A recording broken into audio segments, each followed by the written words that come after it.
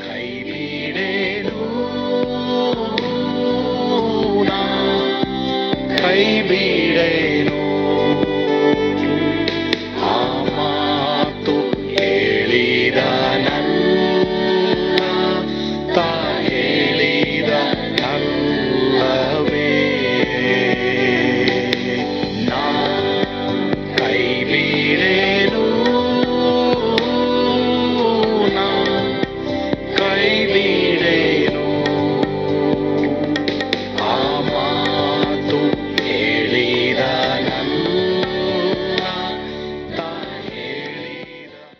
ಯೇಸು ಕೈ ಬಿಡನು ದೈನಂದಿನ ಸತ್ಯವೇದ ಅಧ್ಯಯನಕ್ಕೆ ನಿಮ್ಮೆಲ್ಲರನ್ನು ಆಹ್ವಾನ ಮಾಡ್ತೇನೆ. ಪ್ರಿಯ ದೇವರ ಮಕ್ಕಳೇ, ದೇವರ ಸನ್ನಿಧಾನದಿಂದ ದೂರ ಓಡಿ ಹೋದರೆ ಉಂಟಾಗುವ ಅನಾಹುತಗಳ ಕುರಿತು ದಯವಿಟ್ಟು ಈಗ ನಾವು ಪ್ರಸಂಗಗಳನ್ನು ಕೇಳಿಸ್ಕೊಳ್ಳೋಕೆ ಹೋಗ್ತೀವಿ. ಈ ಪ್ರಸಂಗವನ್ನು ದಯವಿಟ್ಟು ಸ್ಪಷ್ಟವಾಗಿ ಕೇಳಿಸ್ಕೊಳ್ರಿ, ನೋಡ್ರಿ, ನಂಬ್ರಿ, ಆನಂದಿಸ್ರಿ. ನಾನು ನೀನು ದೇವರ ಸನ್ನಿಧಾನ ಬಿಟ್ಟರೆ ಈ ವಾಕ್ಯದ ಪ್ರಕಾರ ನಷ್ಟ ಬೇರೆಯವ್ರಿಗೆ ಉಂಟಾಗುತ್ತೆ. ನೋಡಿ, ಈ ಯೋನನಿಂದ ನಷ್ಟ ಆಯಿತು. So you read Bible, you pray. ನೀವು ದೇವರ ಸನ್ನಿಧಾನದಲ್ಲಿರಿ, ದೇವ್ರಿಗೆ ವಿಧೇಯರಾಗಿ ನಡೀರಿ. ಎಲ್ಲೆಲ್ಲಿ ವಿಧೇಯರಾಗ್ತಲ್ಲ, ಅಯ್ಯೋ ನಿನ್ನ ಸನ್ನಿಧಾನ ಬಿಟ್ಬಿಟ್ಟೆ ನಾನು ಅಂತ ಹೇಳಿ.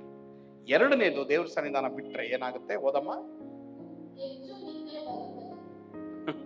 ಏನೋ ಬೈಬಲ್ ಓದದೆ ಹೋದ್ರೆ, ಪ್ರಾರ್ಥನೆ ಮಾಡದೆ ಹೋದ್ರೆ, ಆರಾಧನೆಗೆ ಬರದೆ ಹೋದ್ರೆ ಸಖತ್ತಾಗಿ ನಿದ್ದೆ ಬರುತ್ತಂತೆ. చూడండి, నేను చెప్తా ఉండలే, నువ్వు చదివే ఈ బైబిల్ చెప్తా ఉంది. ನಾನು ನೀನು ಓದ ಬೈಬಲ್ ಹೇಳುತ್ತೆ ಏನಂತ? ಹೆಚ್ಚು ಗಾಢ ನಿದ್ರೆ ಬರುತ್ತಂತೆ.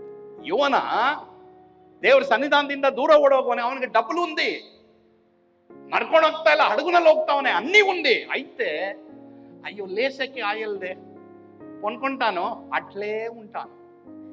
ಎಲ್ರು ಗಮನ ಇಡಿ. ದೇವರ ಮಕ್ಕಳು ಮಲ್ಕೊಂಡ್ರೆ ಎದ್ದೊಳ್ಬೇಕು. ಮಲ್ಕೊಂಡ್ರೆ ಅಪ್ಪ ಬರಬೇಕು, ಅಮ್ಮ ಬರಬೇಕು. ಅಮ್ಮ ಬಂದೇನ್ ಮಾಡ್ಬೇಕು? ನೀರ್ ಹಾಕ್ಬೇಕು. ಅಪ್ಪ ಬಂದು ಕೆಲವು ಸಲ ಕಾಲಲ್ಲಿ ಒದಿಬೇಕು. ಎದ್ದೋಳ್ರಿ, ಎದ್ದೋಳ್ರಿ. ಯವನಸ್ಥ ಮಕ್ಕಳು ಎಲ್ರು ಗಮನ ಇಡಿ, ನಾನು ಹೇಳ್ತಾ ಇದ್ದೀನಿ ಕೇಳ್ರಿ. 7 ವಯಸ್ಸು ಅಷ್ಟೇ ಸಾಕು, ಅಷ್ಟೇ. ಆಮೇಲೆ ನೀವು ಮಲಗಿದ್ರೆ ಎದ್ದೋಳ್ಬೇಕು. ಗಾರ್ಡನ್ ಇದ್ರೆ, ಎಷ್ಟೋ ಜನಕ್ಕೆ ಗಾರ್ಡನ್ ಇದೆ. ಕೆಲವು ಸಲ ಎಲ್ಲೋ ಹೋಗ್ತೀವಿ, ಟಯರ್ಡ್ ಇರ್ತೀವಿ, ಅದು ಬೇರೆ ವಿಷಯ. But you should have discipline in your sleep. ಯಾಕೆ ಜಾಸ್ತಿ ನಿದ್ದೆ ಬರುತ್ತೆ? ಯಾಕೆ ಜಾಸ್ತಿ ನಿದ್ದೆ? ಯಾಕಂದ್ರೆ ನೀ ಬೈಬಲ್ ಓದ್ತಾ ಇಲ್ಲ. Finish, full stop. ಈ ವಾಕ್ಯದ ಪ್ರಕಾರ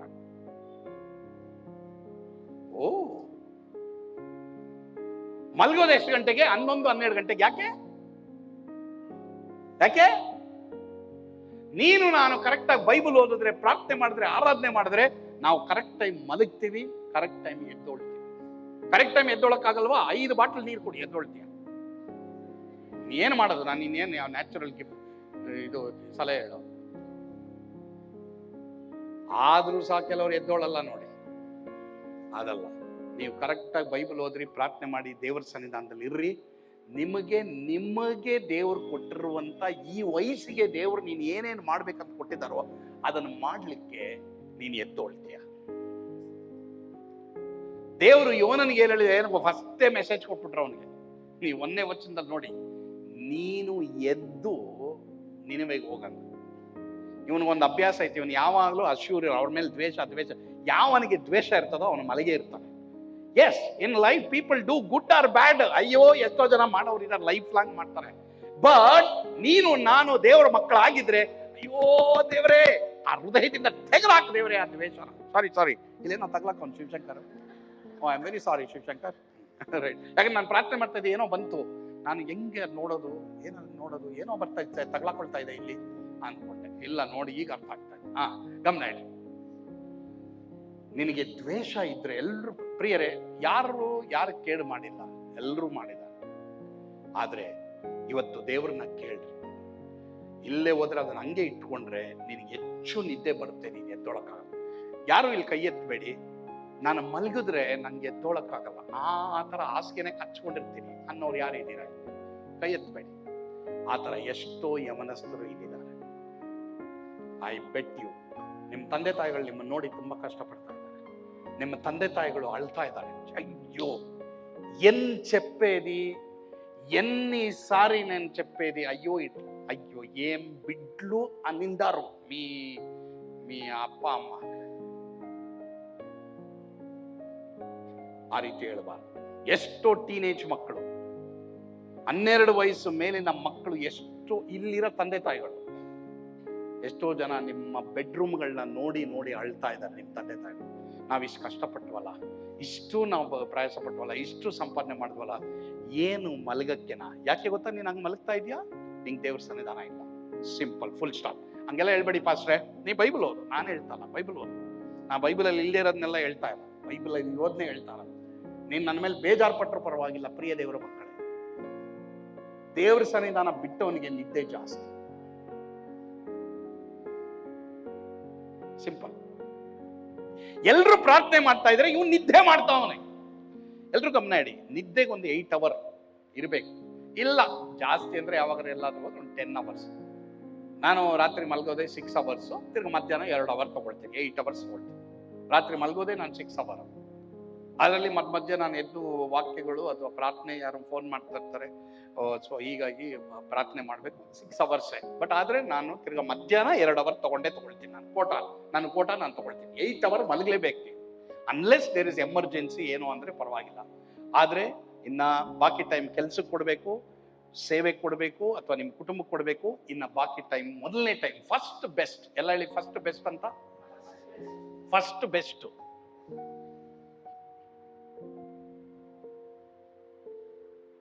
ಯಾರೋ ಒಬ್ರು ಭಾನುವಾರ ಆರಾಧನೆಗೆ ಬರ್ದೇನೆ ಸುಮಾರು ವರ್ಷದಿಂದ ಇಲ್ಲಿ ಬಾಗ್ಲೂರು ಲೇಔಟ್ನಲ್ಲಿ ಪಾಪ ಅವು ಮಾತಾಡ್ತಾ ಇದ್ದೆ ನಾನು ಅವ್ರ ಹತ್ರ. ಪಾಪ ಆರಾಧನೆಗೆ ಬರ್ದೇನೆ ಅವ್ರು ಏನ್ ಮಾಡಿದ್ರು, ಮನೆ ಮೇಲೆ ಶೀಟ್ ಹಾಕಕ್ ಹೋದ್ರು. See, Sunday is a day of God. ಕೆಲವು ಸಲ ಕೆಲವರಿಗೆ ಕಷ್ಟ ಆಗಿದೆ, ಕೆಲವರು ಆಸ್ಪತ್ರೆಯಲ್ಲಿ ಇರ್ತಾರೆ, ಸಂಡೇ ಬರಕ್ಕಾಗಲ್ಲ. God knows it. ಅಂತವ್ರ ಆಸ್ಪತ್ರೆಯಲ್ಲೇ ಕುತ್ಕೊಂಡು ದೇವರಿಗೆ ಸ್ತೋತ್ರ ಮಾಡ್ಬೇಕು. ಇಲ್ಲ ಅಂತ ನಾನು ಹೇಳಲ್ಲ. There is certain emergencies there. ಅದು ಬಿಟ್ರೆ ನಿನಗೆ ನನಗೆ ಆಗುತ್ತೆ ಅನ್ನೋ ಪಕ್ಷದಲ್ಲಿ ಕಡಾಖಂಡಿತವಾಗಿ ದೇವರ ಆರಾಧನೆಯನ್ನ ಮೊದಲನೇದಾಗಿ ಇಟ್ಕೊಳ್ಳಿ. ಪ್ರಿಯರೇ, ಒಂದು ವೇಳೆ ದೇವರ ಸನ್ನಿಧಾನದಿಂದ ಯೋನನ ಹಾಗೆ ದೂರ ಓಡಿ ಹೋಗಿ ಅನೇಕ ಅನಾಹುತಗಳನ್ನ ಅನುಭವಿಸ್ತಾ ಇದ್ದೀರಾ, ಇವತ್ತು ಯೇಸುವಿಗೆ ನಿಮ್ಮ ಹೃದಯವನ್ನು ಕೊಡಿ. ಮಾತ್ರವಲ್ಲದೆ ರೀಡೆಡಿಕೇಟ್ ಮಾಡಿರಿ. ಪುನಃ ನಿಮ್ಮ ಜೀವಿತವನ್ನು ಯೇಸುವಿಗೆ ಪ್ರತಿಷ್ಠೆ ಮಾಡಿರಿ. ನೀವು ಅದರಿಂದ ಆಶೀರ್ವಾದಗಳನ್ನು ಹೊಂದ್ತೀರ. ಪ್ರಾರ್ಥನೆ ಮಾಡೋಣವಾ? ಪ್ರೀತಿಯುಳ್ಳ ತಂದೆ ಆದವರೇ, ಒಂದು ವೇಳೆ ಯಾರ್ಯಾರು ಈ ದಿನ ಈ ಪ್ರಸಂಗವನ್ನು ಕೇಳಿ, ಹೌದು ನನಗೆ ದೇವರ ಸನ್ನಿಧಾನ ಬೇಕು, ದೇವರ ಸನ್ನಿಧಿ ಇಲ್ಲದೆ ನಾನು ಎಷ್ಟೋ ಅನಾಹುತಗಳನ್ನ ಅನುಭವಿಸಿದ್ದೀನಿ ಎಂಬುದಾಗಿ ಯಾರ್ಯಾರು ಪಶ್ಚಾತ್ತಾಪಪಟ್ಟು ನಿನ್ನ ಬಳಿಗೆ ಬರ್ತಾ ಇದ್ದಾರೋ, ತಪ್ಪಿ ಹೋದ ಮಗನು ನಿನ್ನ ಬಳಿಗೆ ಬರುವಾಗ ಅವನನ್ನು ಸ್ವೀಕಾರ ಮಾಡಿದ ಹಾಗೆ ಇವರೆಲ್ಲರನ್ನ ನೀನು ಸ್ವೀಕಾರ ಮಾಡಪ್ಪ. ಪುನಃ ಕಳೆದುಕೊಂಡಂಥ ಆನಂದ, ಸಂತೋಷ ಅವರು ಕೊಡಪ್ಪ. ಯೇಸುವಿನ ಹೆಸರಿನಲ್ಲಿ ಪ್ರಾರ್ಥಿಸ್ತೇವೆ ಸ್ವಾಮಿ, ಆಮೇನ್. ಕರ್ತನು ತಾನೇ ನಿಮ್ಮೆಲ್ಲರನ್ನ ಆಶೀರ್ವಾದ ಮಾಡಲಿ. ಯೇಸು ನಿಮ್ಮನ್ನು ಕೈ ಬಿಡನು.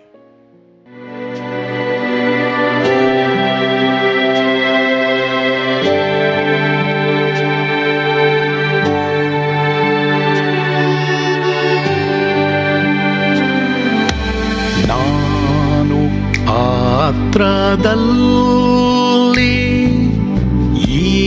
ಇರುವಾಗಲೂ ನೀನು ಪಾಯಪಾಟು ಓಡಬಾರದು. ನನ್ನ ಮಾತನಂಬಿ ಸ್ಥಿರವಾಗಿರು.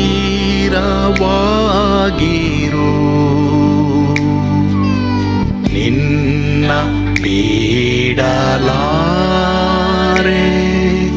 ಬಿಡೆನು ಎಂದೆಂದಿಗೂ.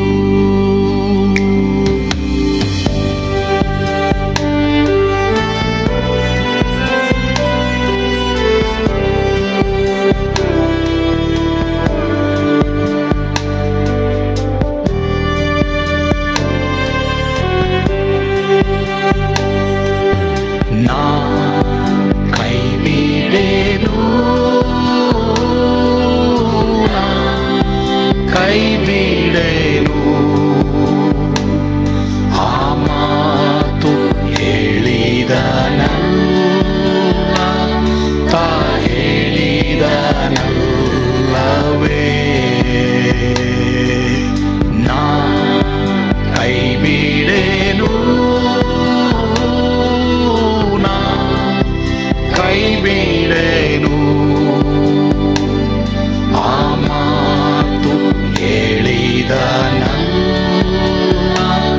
ತಾ ಹೇಳಿದ ನಲ್ಲವೇ.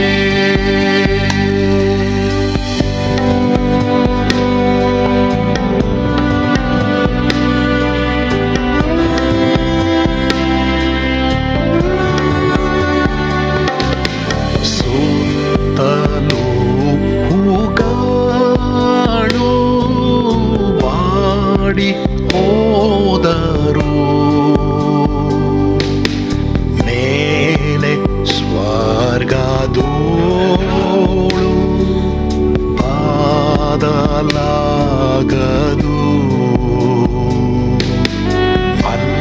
ಅಲ್ಲಿಂದೇಸು ಸ್ವಾಮಿ ಬಾರುವಾತನು,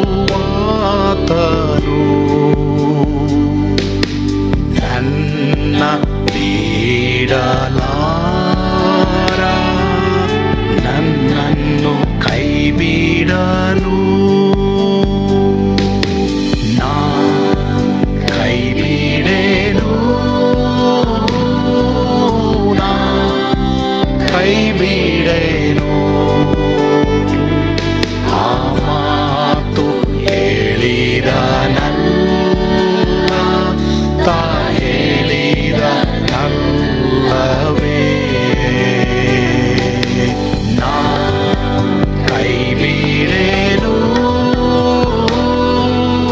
ನಾ ಕೈ ಬಿಡೆನು. ಆ ಮಾತು ಹೇಳಿದ ನಲ್ಲ, ತಾ ಹೇಳಿದ ನಲ್ಲವೇ.